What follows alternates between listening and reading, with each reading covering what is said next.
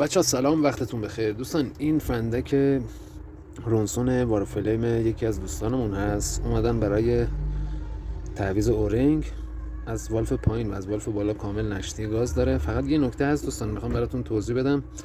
نگاه کنین دوستان، خیلی از دوستان سوال میگیرن مثلا فندک آکبند هست یا نه، مثلا میخوان یه فندک رونسونی بخرن. این سوال آکبند بودن فندک رو دوستان دیگه برای فندکای قدیمی که 50 سال 60 سال قدمتشون هست نمیشه سوال بگیرین. ببین مثلا اون دوستانی هم که میگن فندک در حد آکبنده، دارن به منظورشون تمیزی فندک هست. این الان شما فندک در حد صفره، خیلی فندک تمیزیه، حداقل 2 بار اورینگاش عوض شده.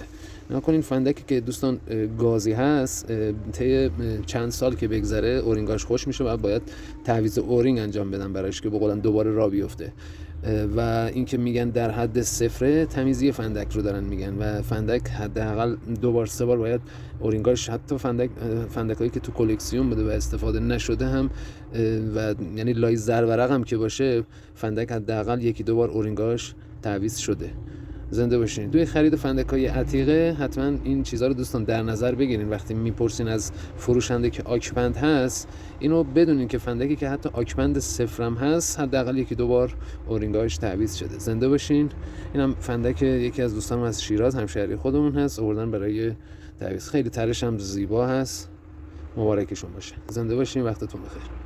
خب دوستان، همینجور که ملاحظه میکنین فندک دوستمون آماده است، تکنده. انشالله که مبارکش باشه. زنده باشین. امیدواریم که این نکته هم به درتون خورده باشه. وقتتون هم بخیر.